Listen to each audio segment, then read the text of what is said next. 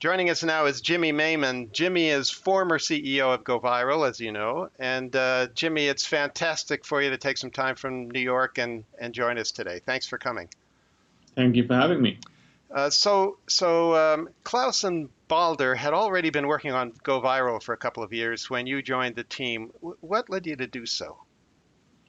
No, I think it was the opportunity at that point in time. We're back in 2005, and one of the things that I was hearing from the big client that I was advising and working with, at that point in time, I was the global head of digital for Leo Burnett, and obviously in that capacity, had the opportunity to talk with a lot of big advertisers. And what I heard from most of those advertisers was that they felt that the traditional display model was not enough anymore. Some even said that it was broken, and they needed new formats to re-engage with an audience. And I think what I thought at that point in time, and remember, this is actually before YouTube launched, right? What I thought was that we had huge broadband penetration in Europe. We were starting to see video being an interesting format because you could stream it without it blurring too much with pretty high quality.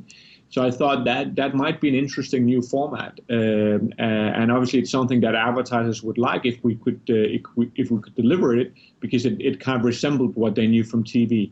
So those were really the broader data points that I used to kind of say there's something there. This could actually be something that could be interesting to explore. So what role did YouTube play? Early in the life of GoViral, there was no YouTube, and then YouTube launched. Was that good news or bad news in hindsight? I think in hindsight, by and large, it was good news, especially in the early stages. It was good news because at the end of the day, you have this small company called GoViral that's out there telling people that they should do more video content, right? And if you're the only one producing that message, that can be a quite difficult task. So with the arrival of YouTube, of course, suddenly it arrived with a lot more attention. There was a lot more PR. There was a lot more conversation about this whole video ecosystem. So from that perspective, it gave us a validation, so to say, because we were now not the only one talking about the importance of video, and obviously we all know the success of YouTube. So people wanted to have a content-based video strategy because now now they understood the importance of it, and they had a platform like YouTube where obviously consumers could come and consume that content much easier than it was just sitting on traditional websites. Yeah. So how hard was it to leave a big job in a big business and join this little two-person company? That's always hard, but at the core, that was my second coming back as an entrepreneur. I'd done it before, but back then I started in the garage, so it's always easier to start in the garage than going from having an assistant, a big office with windows, and then go back to the garage again. Yeah. But I think I needed that. I'd spent 5 years in corporate world, and I felt it was time for a change. And there's many great things with being in corporate life, but one of the things that's always challenging as an entrepreneur or someone that has that urge is that changing things takes quite some time. And building new models. I actually pitched something similar to Leo Burnett at that point in time, but I wasn't really getting any headway, right? There wasn't really a lot of interest in branching out and exploring opportunities within the video space. So for me, it was, okay, they're not interested here. I need a new challenge, so why not? And I jumped in. Yeah. So what did you think you could bring to the party?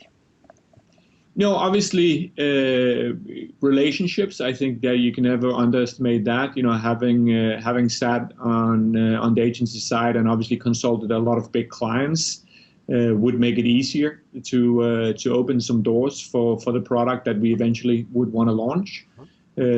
I think also, as I said, an understanding for the broader advertising market and also understanding where the audience was going from a consumption perspective. I had some good and strong point of views on that, and obviously I arrived with that, and that led us to reshape what Go Viral was at that point in time into what I saw it should be. At that point in time, it was an agency model, and I wasn't interested to go to a new agency that was just doing online video, right? I wanted to, create a marketplace, a platform that could scale and could deliver solutions, online video solutions. So I think, and obviously we'd had those discussions. So those were things that Klaus and Balder also thought would be interesting to explore.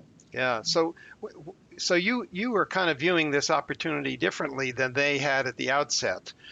How easy or difficult was that set of conversations to make the transition to something that was more scalable?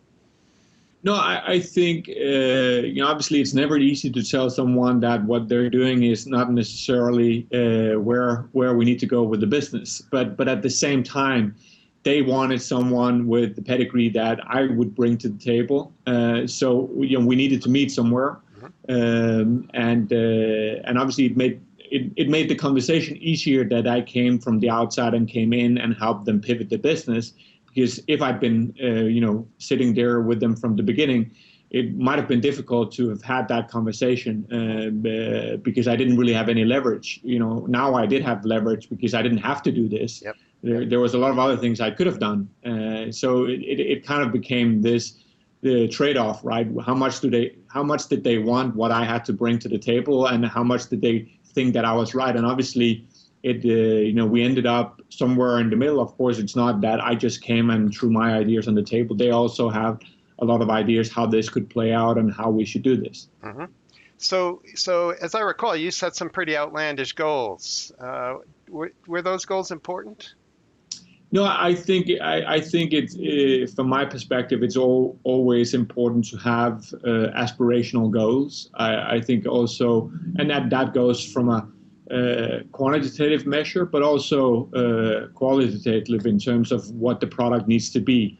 And I think it's quite interesting to think back. I think very early on, we had a good idea what it was qualitatively that we needed to deliver from a product perspective. It actually took us quite some years to get there, but we already, very early on in the process, we started to talk about that, right, as if we already had it, which, of course, we were still building it in parallel. And that that actually created some interesting challenges because we ended up selling campaigns, selling products that we weren't quite ready for.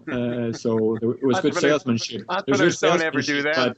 But we were a little bit ahead of ourselves. Yeah. We ended up, obviously being able to deliver on those things, but it was not an easy feat. Yeah. So earlier in your career, you'd built a digital agency successfully. You'd kind of come from the garage and sold that business. What did you learn there that was able to contribute something to your success at Go Viral?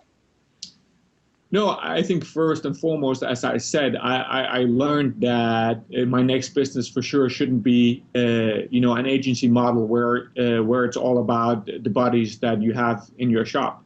If you want to do something that's truly disruptive, you need something that is built on a platform that have the ability to scale as you grow your business without adding, incremental cost every time you scale, in the sense that, in an agency model, every time you get a new client, you add new heads. Otherwise, you're not going to be able to service them right.